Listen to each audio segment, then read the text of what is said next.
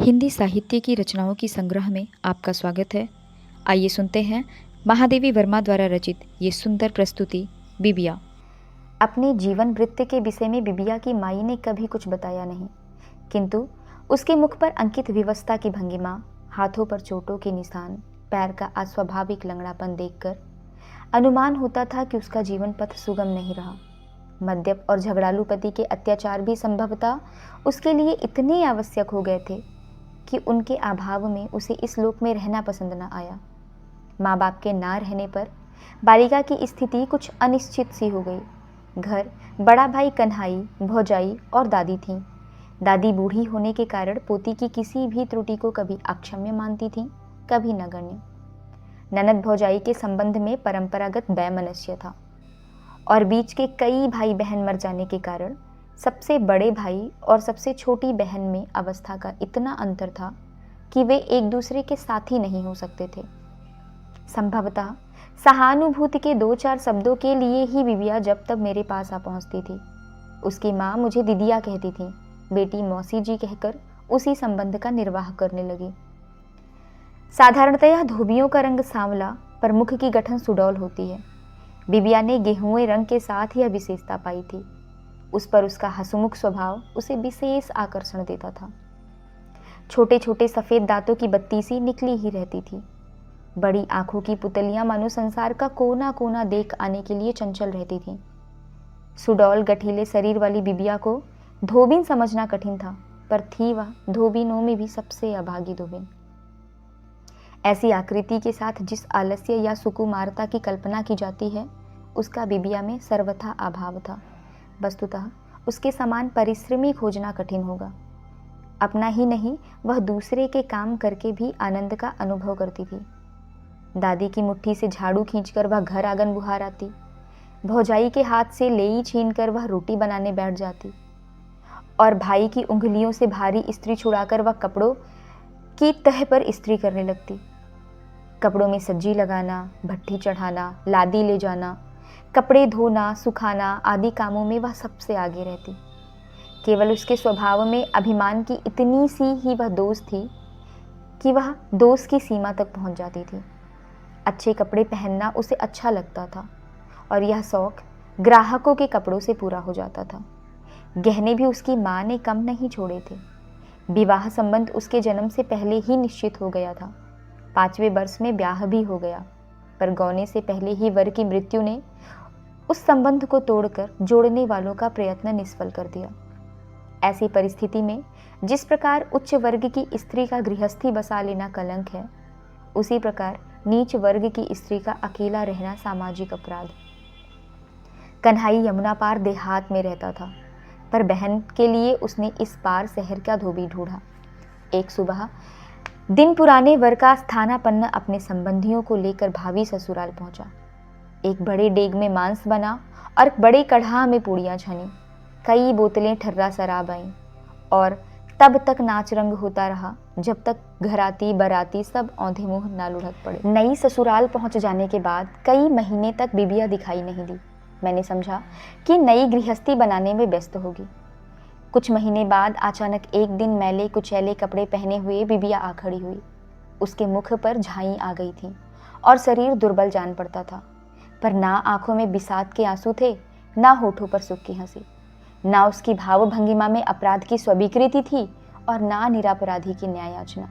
एक निर्विकार उपेक्षा ही उसके अंग अंग से प्रकट हो रही थी। जो कुछ उसने कहा उसका आशय था कि वह मेरे कपड़े धोएगी और भाई के उसारे में अलग रोटी बना लिया करेगी। धीरे धीरे पता चला कि उसके घर वाले ने उसे निकाल दिया है। कहता है, ऐसी औरत के लिए मेरे घर में जगह नहीं, चाहे भाई के यहाँ पड़ी रहे, चाहे दूसरा घर कर ले। चरित्र के लिए बिबिया को यह निर्वासन मिला होगा, यह संदेह स्वाभाविक था, पर मेरा प्रश्न उसकी उदासीनता के कवच को भेद कर मर्म में इस तरह चुभ गया कि वह फफक कर रो उठी। अब आप हुआ सोचने लगी मौसी जी, मैया तो सरगे गई, अब हमार नैया कसत पार लगी। उस विषाद को देखकर ग्लानि हुई, पर उसकी दादी से सब इतिवृत्ति जानकर मुझे अपने ऊपर क्रोध हो आया। रमई के घर जाकर बिबिया ने गृहस्थी की व्यवस्था के लिए कम प्रयत्न नहीं किया, पर वह था पक्का जुआरी और शराबी। यह अवगुण तो सभी धोबियों में मिलते हैं, पर सीमातीत न होने पर उन्हें स्वाभाविक मान लिया जाता है। रमई पहले ही दिन बहुत रात गए नशे में धुत घर लौटा। घर में दूसरी स्त्री ना होने के कारण नवागत बिबिया को ही रोटी बनानी पड़ी। वह विशेष यत्न से दाल तरकारी बनाकर रोटी सेकने के लिए आटा साने उसकी प्रतीक्षा कर रही थी। रमई लड़खड़ाता हुआ घुसा और उसे देख ऐसी घृणास्पद बातें बकने लगा कि वह धीरज खो बैठी। एक तो उसके मिजाज में वैसे ही तेजी अधिक थी, दूसरे यह तो अपने घर अपने पति से मिला अपमान था। बस वह जल कर कह उठी, चुल्लू भर पानी में डूब मरी, ब्याहता मेहरारू से असबती आवत हो, जाने बसवा के आए हो, छी छी। नशे में बेसुध होने पर भी पति ने अपने आप को अपमानित अनुभव किया। दांत निपोर और आंखें चढ़ाकर उसने अवज्ञा से कहा, ब्याहता एक तो भाग छिलहीन, अब दूसरे घर आई है, सत्ती छीता बने खाते, धन भाग प्रणाम पालंगी। क्रोध न रोक सकने के कारण बिबिया ने चिमटा उठाकर उस पर फेंक दिया। बचने के प्रयास में वह लटपटाकर औंधे मुंह गिर पड़ा और पत्नी ने भीतर की अंधेरी कोठरी में घुसकर द्वार बंद कर लिया। सवेरे जब वह बाहर निकली तब घर वाला बाहर जा चुका था। फिर यह क्रम प्रतिदिन चलने लगा। शराब के अतिरिक्त उसे जुए का भी शौक था, जो शराब की लत से भी बुरा है। शराबी होश आने पर मनुष्य बन जाता है, पर जुआरी कभी होश में आता ही नहीं, अतः उसके संबंध में मनुष्य बनने का प्रश्न उठता ही नहीं। रमई के जुए के साथी अनेक वर्गों से आए थे। कोई काची था, कोई मोची, कोई जुलाहा तो कोई तेली था। हार जीत की वस्तुएं भी विचित्र होती थीं। कपड़ा, जूता, रुपया, पैसा, बर्तन आदि जो भी हाथ में आया वही दांव पर रख दिया जाता था। कोई किसी की घरवाली की हंसुली जीत लेता और कोई किसी की पतोहू के झुमके, कोई अपनी बहन की पहुंची हार जाता और कोई नातिन के कड़े। सारांश यह था कि जुए के पहले चोरी डकैती की आवश्यकता भी पड़ जाती थी। एक बार रमई के जुए के साथी मियाँ करीम ने गुलाबी आंखें तरेर कर कहा, अरे दोस्त, तुम तो अच्छी छोकरी हथिया लाए हो, उसी को दांव पर क्यों नहीं रखते? किस्मतवर होंगे जो तुम्हारे सामने रुपए पैसे का ढेर लग जाएगा, ढेर। इस प्रस्ताव का सबने मुक्त कंठ से समर्थन किया। रमई बिबिया को रखने के लिए प्रस्तुत भी हो गया, पर ना जाने उसे चिमटा स्मरण हो आया या लुआठी कि वह रुक गया। बहाना बनाया, आज तो रुपया गांठ में है, ना होगा तो मेहरारू किसी और दिन के लिए। बिबिया तक यह समाचार पहुंचते देर न लगी। उस जैसी अभिमानिनी स्त्री के लिए यह समाचार पतीले में आग के समान हो गया। दुर्भाग्य से उसे एक दिन करीम मियाँ को अपने द्वार पर देख लिया। बस फिर क्या था, भीतर से तरकारी काटने का बड़ा चाकू निकालकर और भौवें ठेड़ी कर उसने बता दिया, रमई के ऐसी हरकत करने पर वह दोनों के पेट में यही चाकू भोंक देगी, फिर चाहे उसे कितना भी कठोर दंड क्यों न मिले, पर वह ऐसा करेगी अवश्य। वह ऐसी गाय बचिया नहीं है जिसे चाहे कसाई के हाथ बेच दिया जाए, चाहे बैतरणी पार उतरने के लिए महाब्राह्मण को दान दे दिया जावे। करीम मियाँ तो सन्न रह गए, पर दूसरे दिन जुए के साथियों के सामने उन्होंने रमई से कहा, लाहौल बिला कबूत, शरीफ आदमी के घर ऐसी औरत मोई बिलोचिन की तरह बात बात पर छुरा चाकू दिखाती है। किसी दिन वह तुम पर भी वार करेगी बच्चू, संभले रहना, घर में कजा को बिठाकर चैन की नींद ले रहे हो। लखना अहीर सिर हिला हिलाकर गंभीर भाव में बोला, मेहररुअन के अब मन से धुअन का मारे बरे घूमती है, राम राम राम, अब जानो कलयुग प्रगट दिखाए लागा। महंगो काछी शास्त्रा ज्ञान का परिचय देने लगा, ओ देखा सीता छत्ती रानी कस रही, वही निकार दहीन तऊ न बोली, बिचारों बेटवन कले झारखंड में परी रही। खिलावन तेली ने समर्थन दिया, उहे तो सत्ती सतवंती कही गई हैं, उनके बारे में तो धरती माता फाटी जाती रही, इस सब का खाए के सत्ती हुई हैं। रमई बेचारा कुछ बोल ही ना सका। उसकी पत्नी की गणना सत्तियों में नहीं हो सकती। यह क्या कुछ कम लज्जा की बात थी? इस लज्जा और ग्लानि का भार वह उठा भी लेता, पर रात दिन भय की छाया में रहना तो दुर्वाह था। जो स्त्री चाकू निकालते हुए नहीं डरती, वह क्या उसके उपयोग में डरेगी? रमई बेचारा सचमुच इतना डर गया कि पत्नी की छाया से बचने लगा। इसी प्रकार कुछ दिन बीते, पर अंत में रमई ने साफ साफ कह दिया कि वह बिबिया को घर में नहीं रखेगा। पंच परमेश्वर भी उसी के पक्ष में हो गए, क्योंकि वे भी सभी रमई के समान धर्मी थे। यदि उनके घर में ऐसी बिकट स्त्री होती तो जिसके सामने वे ना शराब पीकर जा सकते थे ना जुआ खेलकर, तो उन्हें भी यही करना पड़ता। निरुपाय बिबिया घर लौट आई और सदा के समान रहने लगी। भौजाई के व्यंग उसे चुभते नहीं थे। यह कहना मिथ्या होगा, पर दादी के आंचल में आंसू पोंछने भर के लिए स्थान था। वह पहले से चौगुना काम करती, सबसे पहले उठती और सबके सो जाने पर सोती। ना अच्छे कपड़े पहनती, ना गहने, ना गाती बजाती, ना किसी नाच रंग में शामिल होती। पति के अपमान ने उसे मर्माहत कर दिया था, पर जात बिरादरी में फैली बदनामी उसका जीना ही मुश्किल किए दिए जा रही थी। ऐसी सुंदर और मेहनती स्त्री को छोड़ना सहज नहीं है। इसी से सब कुछ अनुमान लगा लिया कि उनमें गुणों से भारी कोई दोष होगा। कन्हई ने एक बार फिर उसका घर बसा देने का प्रयत्न किया। इस बार उसने निकटवर्ती गांव में रहने वाले एक विधुर अधेड़ और 5 बच्चों के बाप को बहनोई पद के लिए चुना। पर बिबिया ने बड़ा कोलाहल मचाया, कई दिन अनशन किया, कई घंटे रोती रही। दादा, अब हम न जाओ, चाहे मूड फोरी के मर जाओ, मुदा माई बाबा का दहेरिया न छोड़ो। आदि आदि कहकर उसने कन्हई को निश्चय से विचलित करना चाहा, पर उसके सारे प्रयत्न निष्फल हो गए। भाई के विचार में युवती बहन को घर में रखना आपत्ति मोल लेना था। वहीं उसका पैर ऊंचे नीचे पड़ गया तो भाई का हुक्का पानी भी बंद हो जाना स्वाभाविक था। उसके पास इतना रुपया भी नहीं था जिससे पंच देवताओं की पेट पूजा करके जात बिरादरी में मिल सके। अंत में बिबिया की स्वीकृति उदासीनता के रूप में प्रकट आई। किसी ने उसे गुलाबी धोती पहना दी, किसी ने आंखों में काजल की रेखा खींच दी और किसी ने परलोकवासिनी सपत्नी के कड़े पछेली के से हाथ पांव सजा दिए। इस प्रकार बिबिया ने फिर ससुराल की ओर प्रस्थान किया। जब 1 वर्ष तक मुझे उसका कोई समाचार ना मिला, तब मैंने आश्वस्त होकर सोचा कि वह जंगली लड़की अब पालतू हो गई है। मैं ही नहीं, उसके भाई भौजाई दादी आदि संबंधी भी जब कुछ निश्चित हो चुके थे, तब एक दिन अचानक सुना कि वह फिर नहर आई है। इतना ही नहीं, इस बार उसके कलंक की कालिमा और गहरी हो गई थी। पर मेरे पास वह कुछ कहने सुनने नहीं आई। पता चला वह ना घर की कोई काम करती थी, ना बाहर ही निकलती थी। घर की उसी अंधेरी कोठरी में, जिसके एक कोने में गधे के लिए घास भरी थी और दूसरे में ईंधन कोयले का ढेर लगा था, वह मुंह लपेटे पड़ी रहती। बहुत कहने सुनने को 2 कौर खा लेती, नहीं तो उसे खाने पीने की चिंता भी नहीं रहती। यह सब सुनकर चिंतित होना स्वाभाविक ही कहा जाएगा। मन के किसी अज्ञान कोने से बार बार संदेह का एक छोटा सा मेघखंड उठता था और धीरे धीरे बढ़ते बढ़ते विश्वास की सब रेखाओं पर फैल जाता था। बिबिया क्या वास्तव में चरित्रहीन है? यदि नहीं तो वह किसी घर में आदर का स्थान क्यों नहीं बना पाती? उससे गुण रूप में बहुत तुच्छ लड़कियां भी अपना अपना संसार बसाए बैठी हैं। इस अभागी में ही ऐसा कौन सा दोष है किसके कारण इसे कहीं हाथ भर जगह नहीं मिल सकती? इसी तर्क वितर्क के बीच में बिबिया की दादी आ पहुंची और धुंधली आंखों को फटे आंचल से कोने से रगड़ रगड़ कर पोती के दुर्भाग्य की कथा सुना गई। बिबिया के नवीन पति की 2 पत्नियां मर चुकी थीं।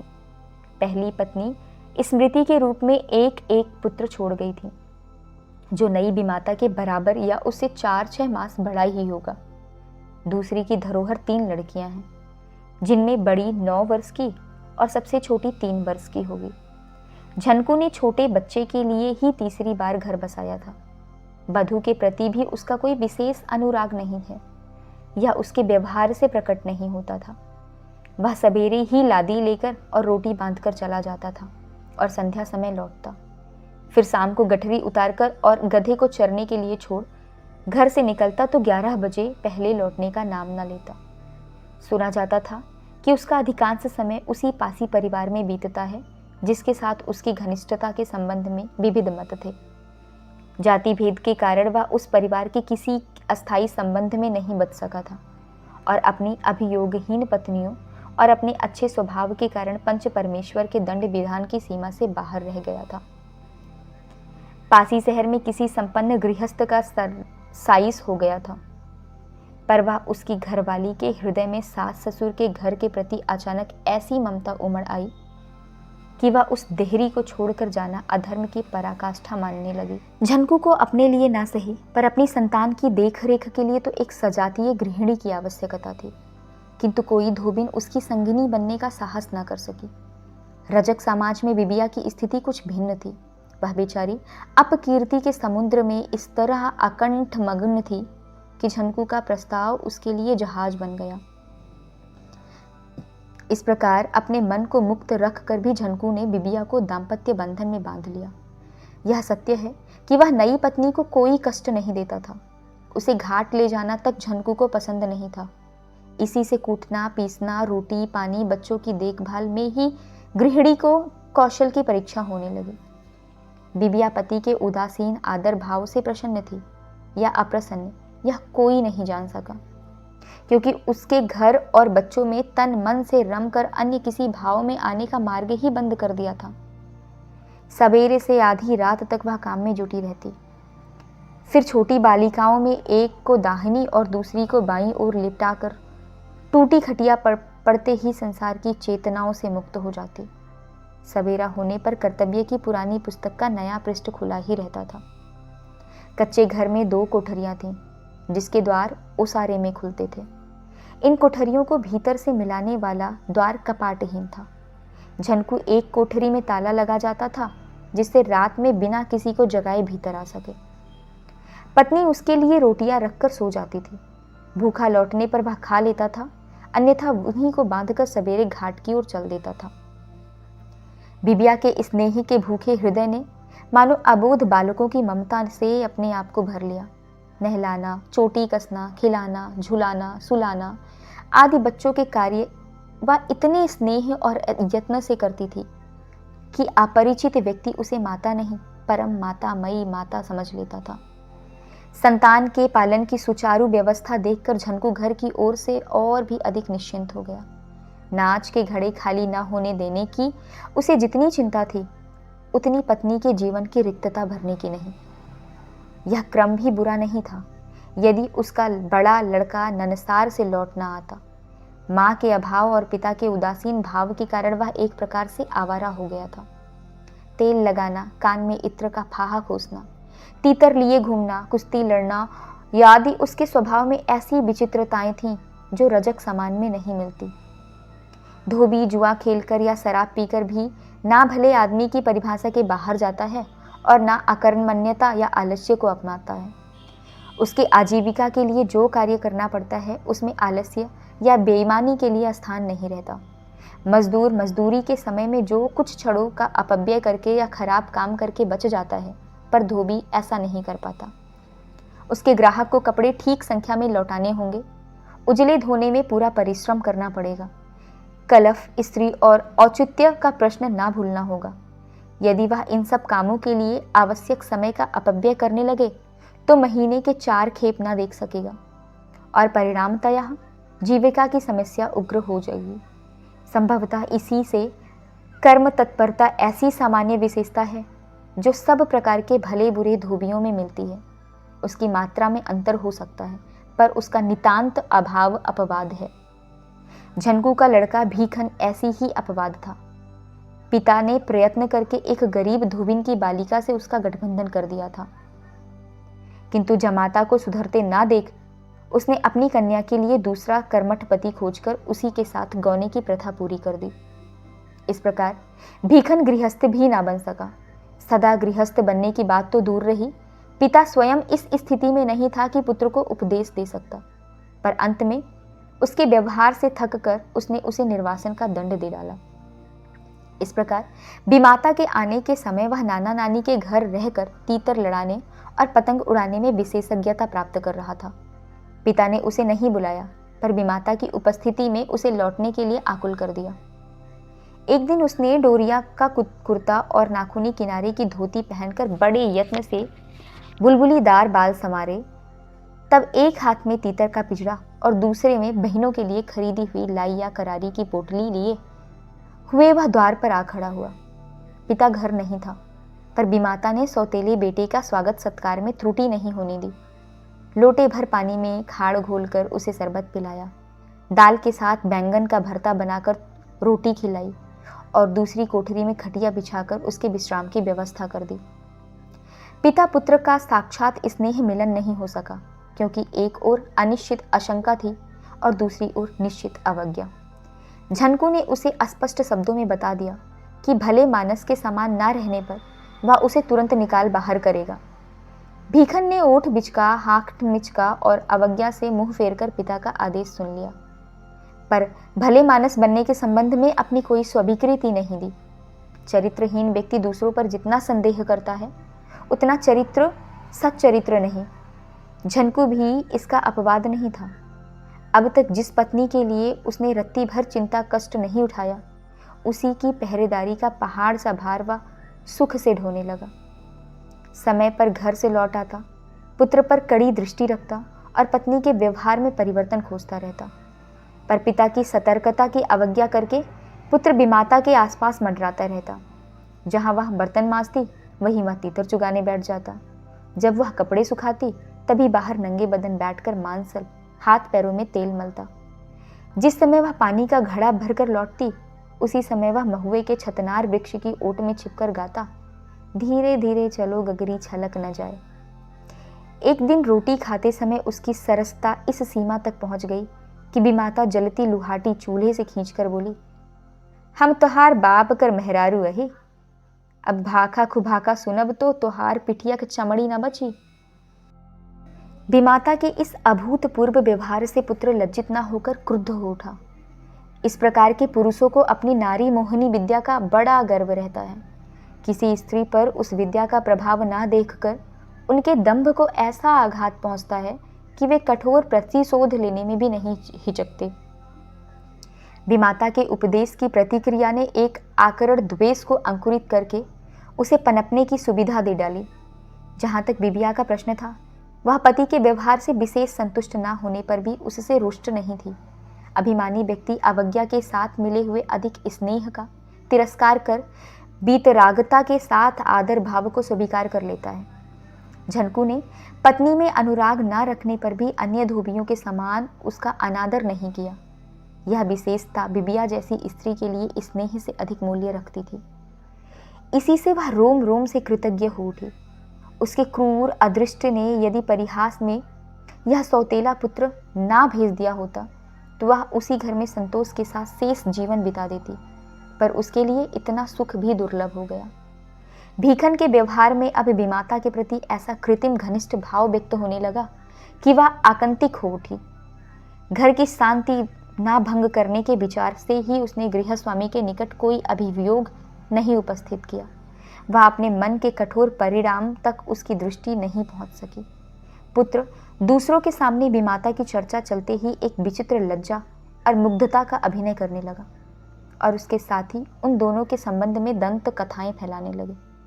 घरों में धोबी ने बिबिया के चंद छंद की नीचता और अपने पति व्रत की उच्चता पर टीका टिप्पणी करते हुए पतियों से हंसली कड़े के रूप में सदाचार के प्रमाण पत्र मांगने लगे।